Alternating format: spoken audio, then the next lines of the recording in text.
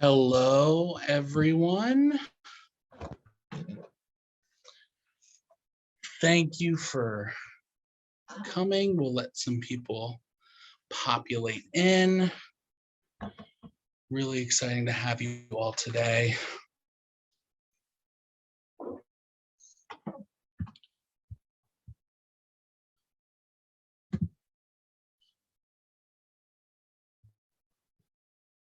Some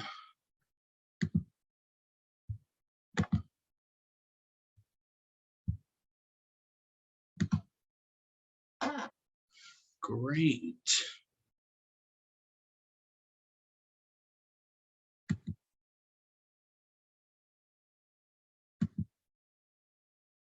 Well, hello, everybody. Welcome.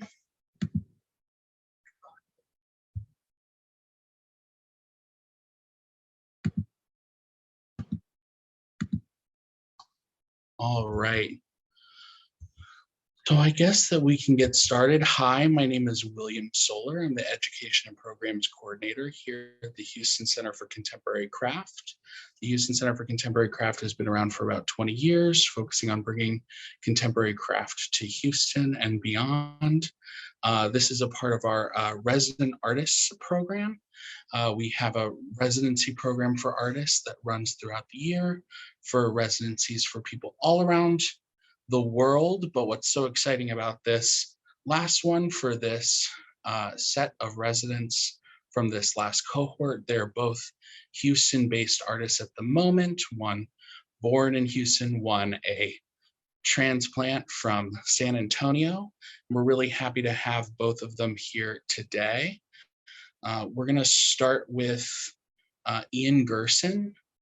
Ian Gerson is a trans and queer interdisciplinary artist from Houston, Texas, working within the intersections of sculpture, installation, and community engagement. Their recent work investigates climate injustices, trans consciousness, and personal and collective healing. Ian has shared their work throughout the U.S. and Mexico at venues such as Box 13, Galveston Artist Residency, Southeastern Center for Contemporary Craft, the Bronx Museum, the Socrates Sculpture Park. Past residencies include those at the Galveston Artist Residency, Skowhegan School of Painting and Sculpture, McDowell, and the Lower Manhattan Cultural Council Swing Space. Their work has been supported by a New York Foundation for the Arts Fellowship, a Foundation for Contemporary Art grant, and a public art grant from the city of Galveston. Ian holds an MFA in sculpture and extended media from Virginia Commonwealth University and a BFA in studio art from UT Austin. So I'd like to welcome them here. If you'd like to get started, Ian. Yep.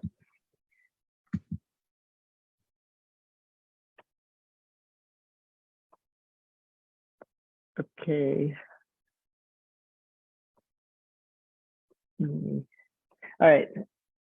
So hello. Thank you, William, for the introduction. I'm gonna share some of my work and hopefully take any questions. So here's the studio here at the Craft Center, taken about a month ago or 2 months ago at the beginning of the residency. And so I've been working with weaving with mostly found material. So I've been using these ropes that I find around the shores of Galveston Bay and the ship channel, along with other materials such as emergency blankets, dried plants, personal clothes, found scraps of plastic bags. And I've been using what I call a makeshift loom, like what's behind me here in this picture, 2x4s on the wall with screws. And and then I'll remove it from that structure. I've been making these particular works for about the past 2 years. So I'm going to share some images of my recent show I had at Art League Houston, as I'm just talking about the So this show is called Trimble, and this is an installation of multiple of these weavings. So I just want to share how I kind of got into weaving. It was really like based on like these materials and trying to figure out like ways to put them together. And weaving seemed like a very like a fitting way to do that. And it's opened up kind of like a whole world of references and ways of thinking about the materials. Like I find that weaving is a really interesting way to think about collectivity, because all of the strands rely on each other for strength. And also thinking about the ways that we like weave together a sense of identity, or weaving together a narrative, like the visual accumulation of objects, experiences. So my work, I'm using primarily found materials. The work is responding to climate crisis and thinking about, especially this location, pulling these ropes out of the Gulf of Mexico, of Galveston Bay. A lot of them are coming from maybe ships that are transporting oil or liquid natural gas, or also some of the ropes are coming from people fishing in the bay. But so kind of either one of those is related to these processes.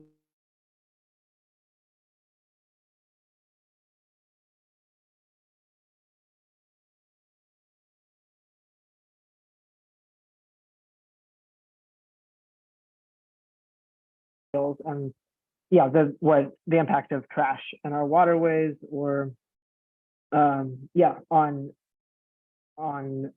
animals, humans, the water itself. So I use the emergency blanket material here, which is the silver, the text in this image, and I've been using that, thinking about where that blanket is often used in like a crisis situation, and I just bringing that in. It feels like it's bringing in kind of like a sense of urgency. I'm also been cutting it sometimes, so it feels more like party tinsel, which is kind of, you can see on this small sketch from a piece. And it's been interesting to see that this one has a lot of it hanging below. Just like how this material, when it's manipulated in different ways, can be has different references and uses. And yeah, so thinking about it as a survival tool in a case of an emergency, and then also thinking about how this party tinsel might be used in nightlife spaces. And I've been really interested and inspired by queer nightlife spaces, and thinking about like the queer nightclub as a refuge, as a safe space, as a place to figure out or explore, experiment with identity, or with ways of relating to yourself and to others. And so there's parallel there that I'm interested in when thinking about survival and safety. Similarly, I've been using the neon construction netting, which is in this one a lot, which is another like high visibility material. It's used around construction sites to alert people that it's there. And so it has like another use. I mean, it has this use of like related to safety and protection, I guess.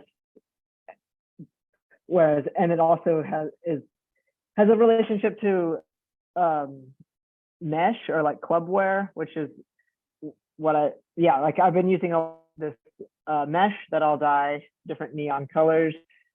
And so yeah, both of those materials have this very like practical use for safety and survival, and then also these other uses which are also practical, but like the way that people decorate a space, their own bodies. So these weavings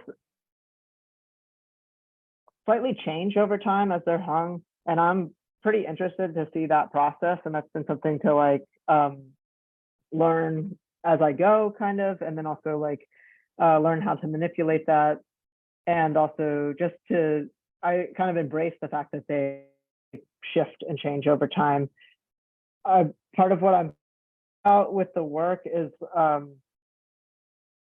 yeah, like it's very informed by my own experiences, especially as a trans person, and thinking about how change is a huge like element or something that I've had to embrace, so or gotten to embrace. So change and adaptability as like a very useful tool. So even the fact that the work kind of changes and like elongates and shifts over time, I'm interested in that as like as a positive aspect.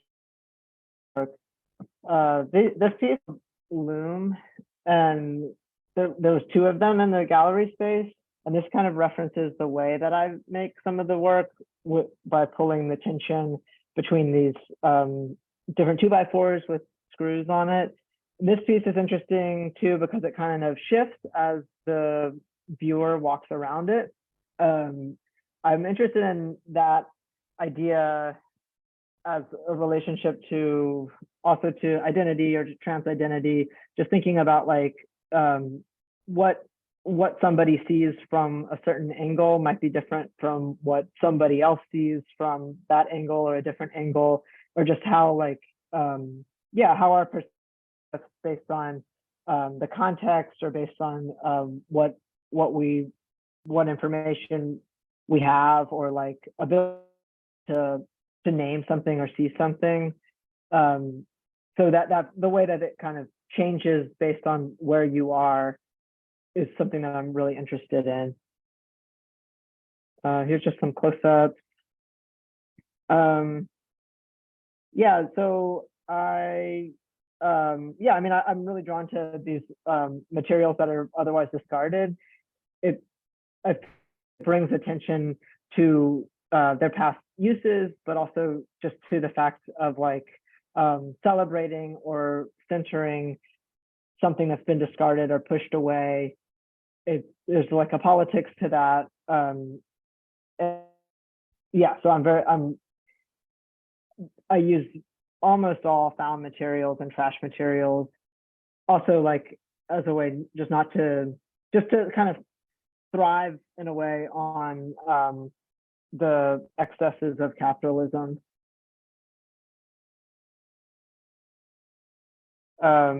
This piece is called A Constant Sunset, and I like another kind of idea here is like thinking about when thinking about like transness and a relationship to change and adaptability. I also think about it as an in-between space, and so I've just was like different types of in-between spaces, and one of them was the transition of day to night. And so I was thinking like, what if it stayed as like a constant sunset, like the sun was like kind of always setting or something like, and I think a lot about this writer, Jose Esteban Munoz, who says that queerness is at the horizon, and like we can never get to it, and that kind of that quote and that image is in my mind a lot, and just in the work. And I really love this idea of something like out of reach that is almost more about the projection of something than having the actual thing itself. Yeah, I guess I would also say I've been making some wearable pieces, and that's a little bit newer. These are, I think about them as like kind of tactic future survival gear, where maybe like I kind of envision it being in a future landscape, and creating these garments for themselves, and out of necessity, but also there's like a celebratory element to them too. A plan that I have for the future is I want to make a series of these wearable pieces and put on a fashion show party and work with a choreographer and a DJ to activate them. Yeah, so maybe we're getting kind of close. So I would say that one thing that I think about a lot in my work is really just like thinking about how could we possibly look to a trans experience to think about ways that we might survive in climate and social precarity. So again, thinking about adaptability and change, like I mentioned, this like non-binary thinking, so like the in-between space, the constant sunset space, non-linear thinking, resiliency, interconnected. And again, I think that weaving is like an interesting tool to think about interconnection and collectivity and reliance on each other, because the materials rely and are interlocked and interwoven. And it's not about each individual; it's the collective piece.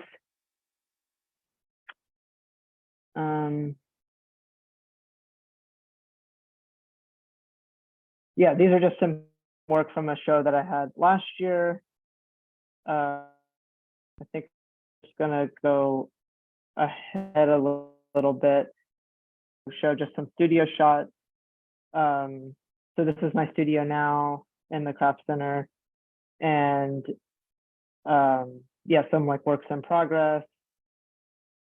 And then yeah, this is like a plan for a new wearable piece. I'm trying to make a pair of pants. That's what I was thinking. And then this is the emergency blanket, acting as kind of party tinsel, just cut into strips. And I'm interested to think about how that might look when it's worn, and how it can, yeah, how motion can activate it. So this is like an example of something like a direction that I'm kind of going in, is thinking about making these garments that can be worn, can be used in dance.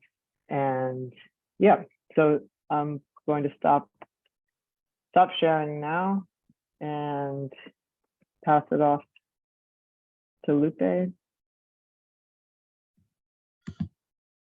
Hi, well, we'll have some questions. Oh, Ian, questions, we're yeah.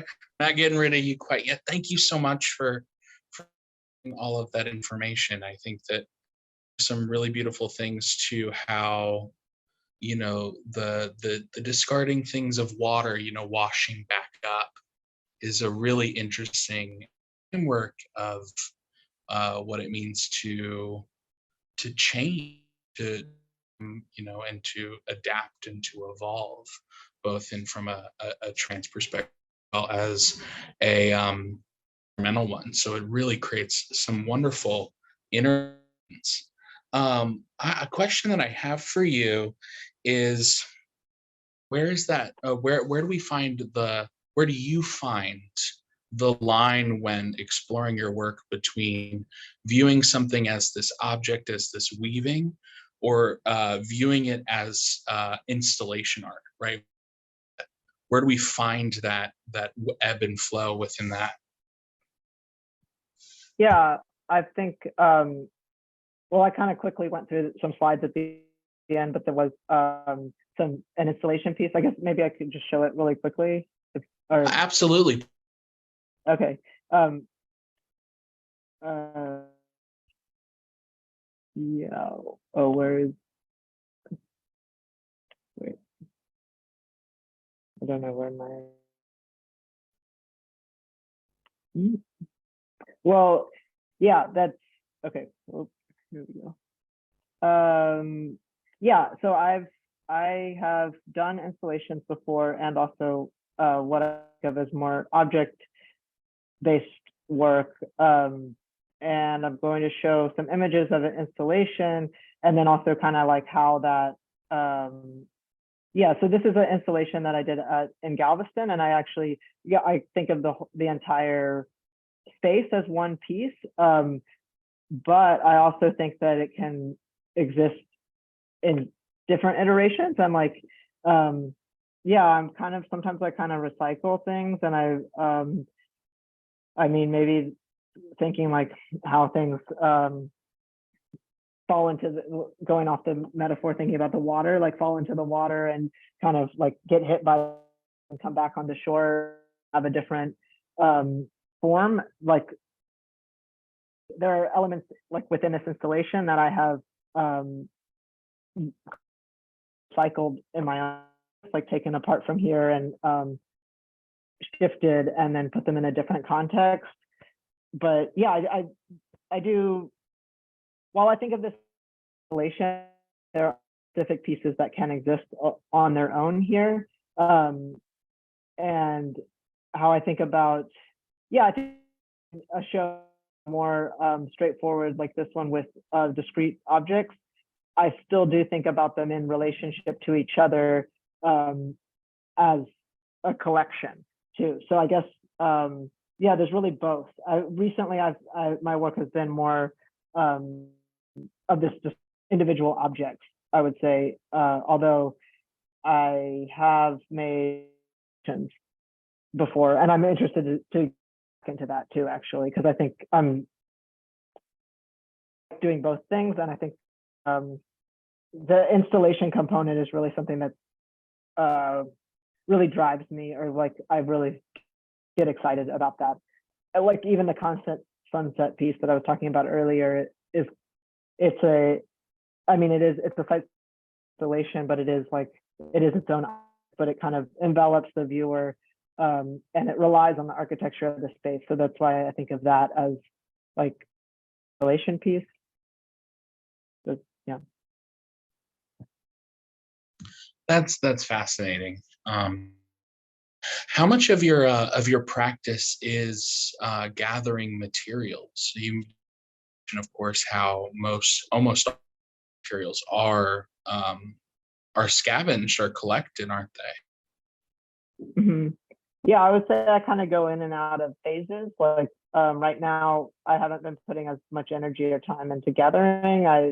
When I was living in Galveston for the residency, I had like a bit of time there, and it was an easy walk to the beach. So that was part of kind of my regular routine of taking about like an hour walk along the rocks and gathering material, and it kind of just accumulated. Now we'll go gather things like, I don't know, once a month or maybe not even. I think it just depends. Like, and I'm always finding stuff on the ground, on the streets here when I'm taking walks or just moving from one space to another. And a lot, also some of the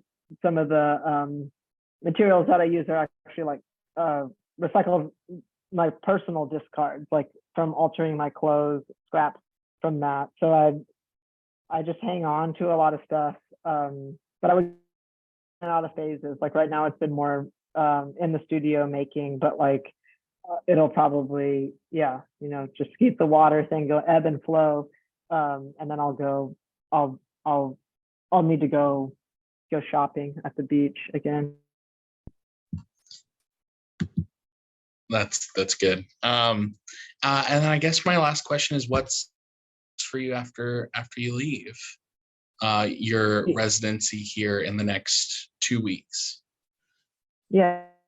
Well, I'm just gonna working stuff in my home studio, and I have a residency coming up in New Orleans at a studio in the woods, and it's actually happening for 3 weeks in the fall and 3 weeks in the spring. And my project there is more ropes and other materials along the Mississippi there, and combined with the materials that I have here, and make a series of garments, and then connect with people in the queer nightlife scene there to put on a fashion show dance party, like I was referencing. So that the first bit of the residency in the fall will be gathering materials and beginning to make these things.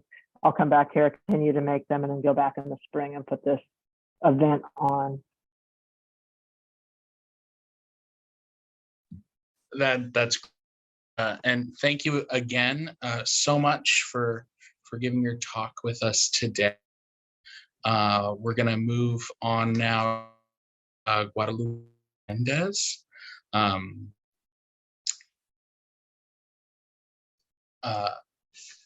Originally from San Miguel de Allende, Mexico, Guadalupe Hernandez examines his cultural identity by reinterpreting childhood memories and family stories that connect us to his past and offer a great to his.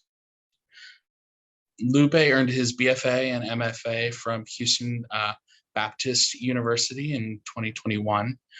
He participated in the Changarito Artist in Residence with Mexicarte Museum in Austin, Texas, which culminated in the acquisition of 2 of his works into their permanent collection. He also participated in the True North Sculpture Project, located in the Houston Heights district of Houston, Texas, and as an artist on site with the Asia Society Texas Center, where he explored the tradition of papel picado, creating a site-specific installation there. Lupe's work has been exhibited at the Alexandria Museum of Art in Louisiana, the Beeville Art Museum in Beeville, Texas, the Contemporary Art Museum Houston, here in Houston as well, and the Holocaust Museum here in Houston. Wichita Falls Museum, Wichita Falls, among many other institutions and galleries nationwide. So if you'd like to get started, Lupe, we'd love to have you get started.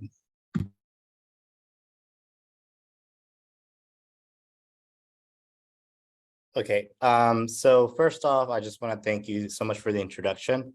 I'm going to go ahead and share my screen. Let me pull this up, move this to the side. Okay, so during my time here at the Houston Center for Contemporary Craft, I've really have wanted to focus on pushing the scale and the magnitude of my cut paper works, which are inspired by the tradition of papel picado. More specifically, I kind of wanted to put an emphasis on using the chisels and kind of pushing, my ability to manipulate the image as well as kind of like create these motifs that are going to be representative for events and other things that pertain to the image. And all of this kind of like started off during my time at the Asia Society Texas Center, where I participated as an artist on site. During this time, it kind of begun this exploration of the tradition of papel picado and its origin. Prior to this residency, I had, explored with cut paper, kind of like incorporating imagery that I found in my drawings and paintings. But this kind of gave me the time and the space to kind of experiment and allow myself to like dig a little bit deeper and explore the traditions. And so really for me, kind of one of the beneficial things that I gained from this was like a much deeper appreciation for the craft. So I kind of purchased, a variety of instruments. So they constituted of wood carving chisels, leather punches, both like circle, oval, and half circles that kind of gave me the ability to punch through a variety of sheets at the same time in order to produce the banners that you see here. And that really kind of like transformed the way that I was working whenever it came to cut paper. One of them, right? And another thing too, right, is like kind of like as I kind of like dug into this history, for the most part, I grew up, making small papel picado pieces with scissors, right? And you would see them at like Dia de Muertos, or if you go during like the festival times in Mexico, you'll see them at weddings, quinceañeras, or like decorating like nativity scenes in December. And originally they're associated with Dia de Muertos, but as I kind of began exploring, I discovered more that, it dates back even more to the indigenous people of Mesoamerica, where they created figures cut out from amate, which is a paper created from the bark of fig and mulberry trees, where they would shave the bark, dry it out, and then they would smash it almost like papyrus onto these like sheets of paper that was known as amate. Then they would kind of go to curanderos, right? Or shaman who would cut out figures. So they would cut out figures for rain. So there's this like book that has these cut paper figures of amate for a certain, like an offering for rain, as well as illnesses. So they would create these offerings. And of course, right, whenever the Spanish came, they kind of forbid the making of amate because of the spiritual significance to the people. But then that tradition kind of like resurfaced with papel picado.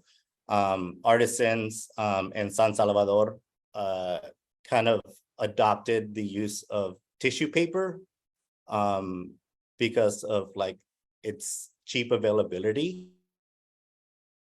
as well as like the availability in a variety of colors. And so they began to like stack and layer the sheets of tissue paper, and they used kind of whatever tools they had available to them, which were like chisels and punches, and they punched through several sheets at a time. And so for me, this kind of like techniques that I learned by producing these papel picado banners really influenced my work. And an example of that is kind of like these two images. The image on the left is actually the first cut paper piece that I produced. And then the image on the right is a piece of cut paper that I produced and like last year. And you can see the different way in which I treat the imagery.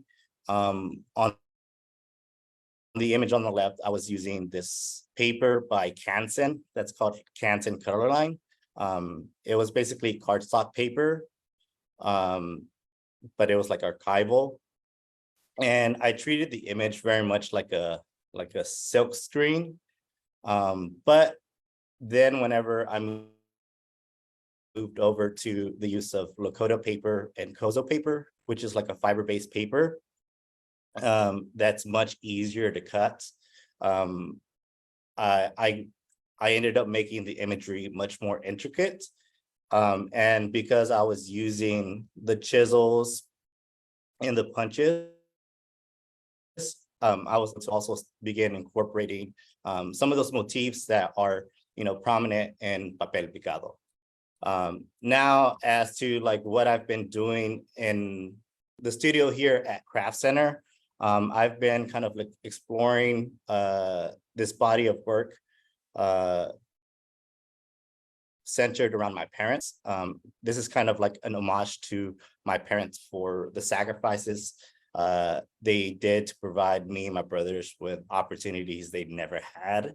And so what I really wanted to do is kind of push these two paintings behind me a little bit further and kind of incorporate some more symbolism and meaning to the works.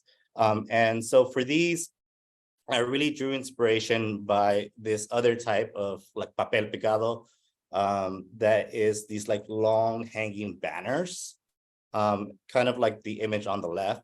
And And what I really loved about them is kind of like this weighted bottom that gave you like a much more space to work with on top. And so kind of like the layout for these works that I've been doing kind of takes inspiration from those longer hanging banners. Now for this, what I kind of did was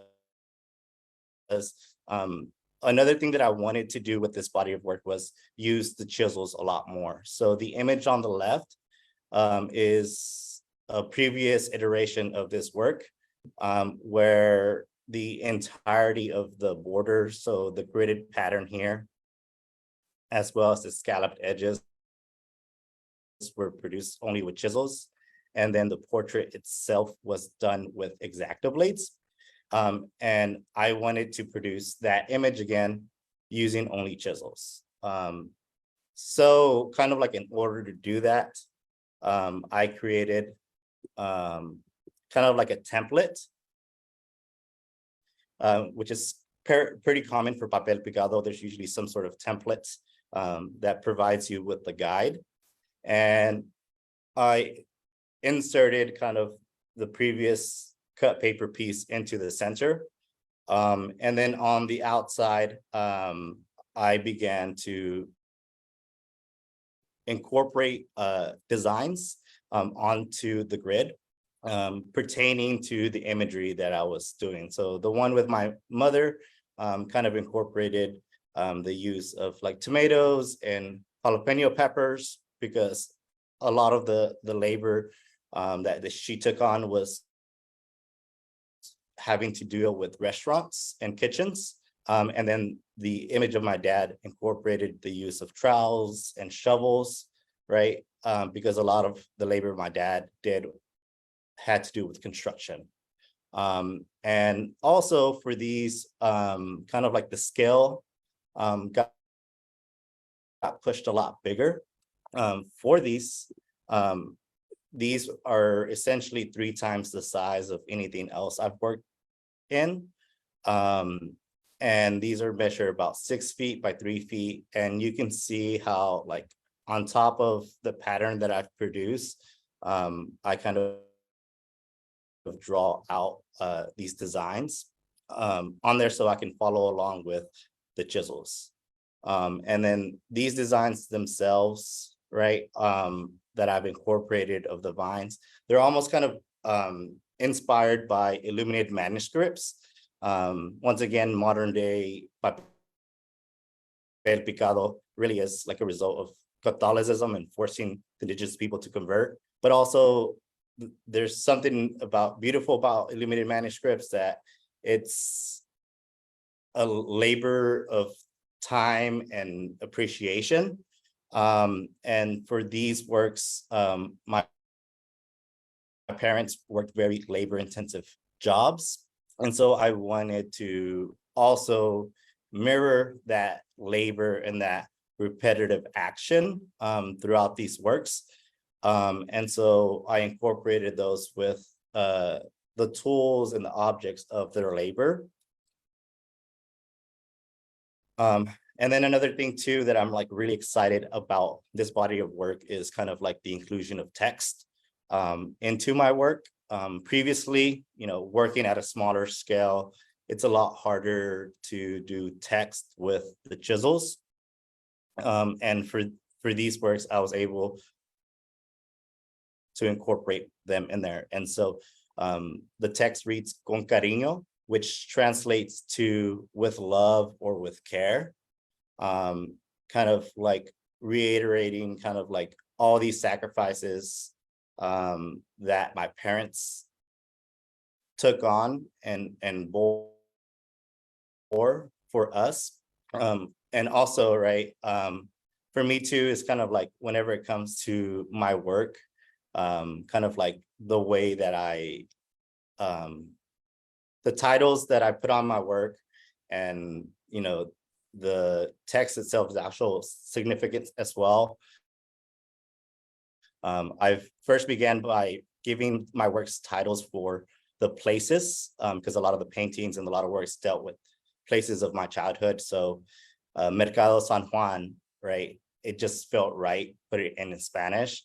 But then for me too, it's kind of like, if I'm making these works about my parents, I want my parents to be able to read and understand the text pertaining to the work.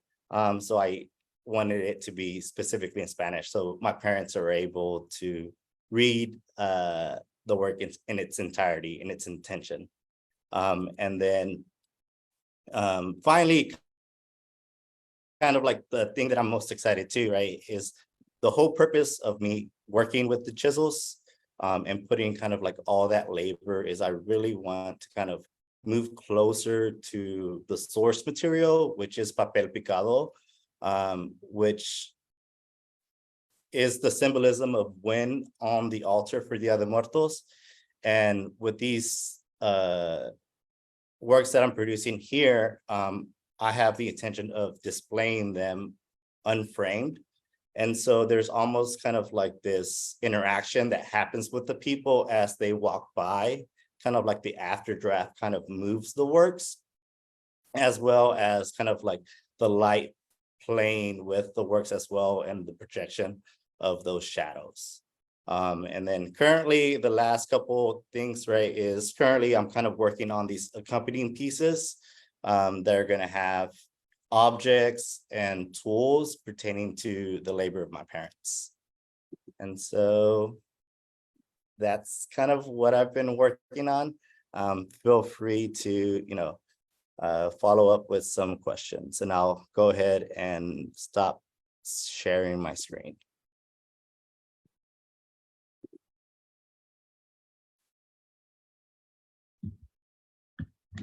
Absolutely. Thank you so much for sharing all of that. You've both of you have gotten so much done while you've been here.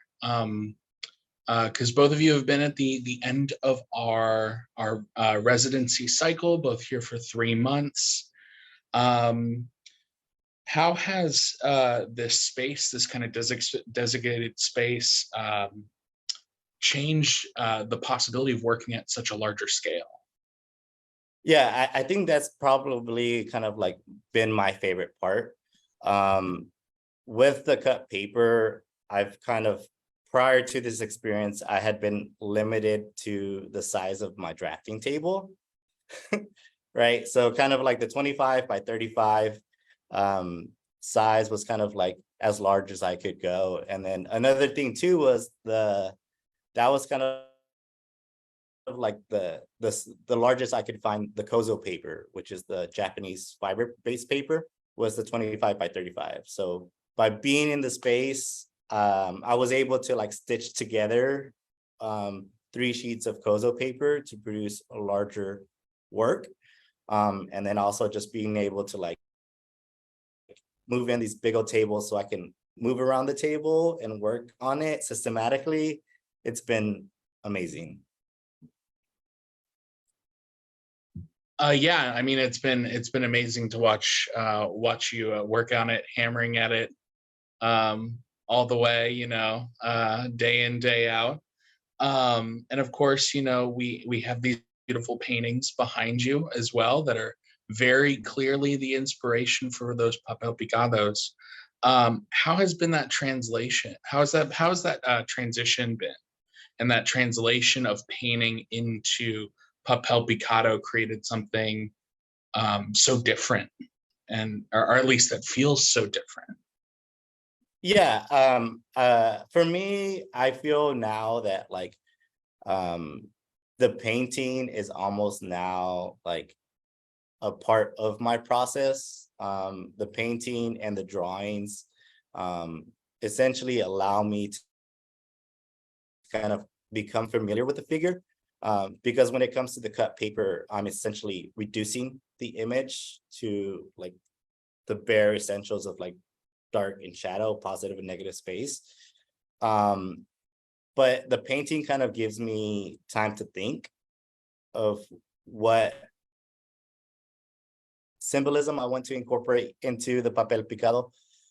And also it gives me like a break from the labor intensive work of hammering away, because I've been doing only cut paper during this 3 months. But typically I tend to like alternate. I'll do like a painting and then I'll do a cut paper, painting, cut paper.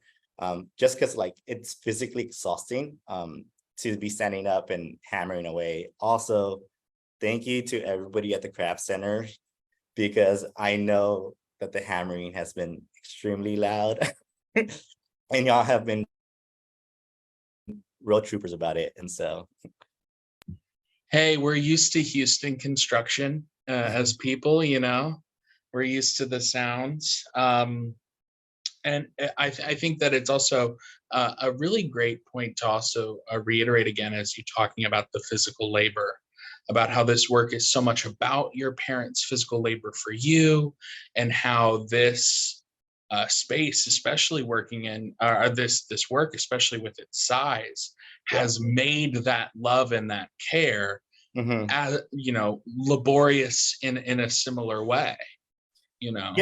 Yeah, I think that's kind of like,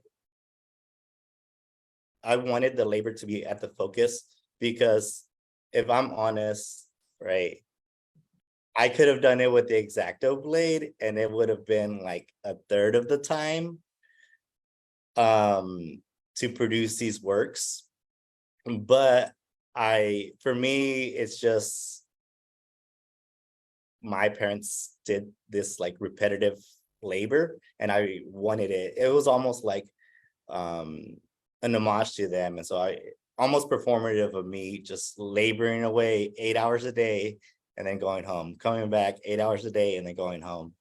And also it's just, you know, that really has been like, it makes it much more meaningful to me, these pieces. And I think you can kind of see that care to attention, because with the labor, I'm not just adding something for the sake of adding it. If I'm going to add it, it's going to be intentional as to why it's there. Absolutely, absolutely. And what's next for you after you move out in the next few weeks? Yeah, it's gonna be pretty crazy year to the end. So I'll have 2 shows opening up in September. One of them is going to be in Austin at St. Edward's University. And then another one's going to be here in Houston at the Lenicia Rouse Tinsley Gallery. And then after that, I'll be moving to Denver for a 9-month residency with the Art Students League of Denver. That's fantastic. Congratulations to both of you.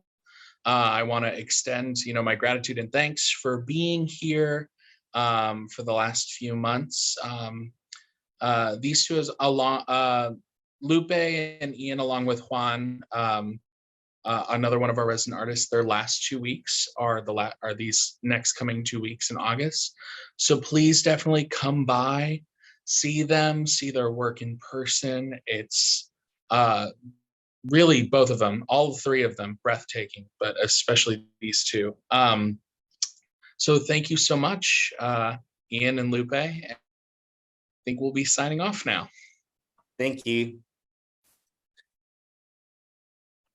Thank you. All right.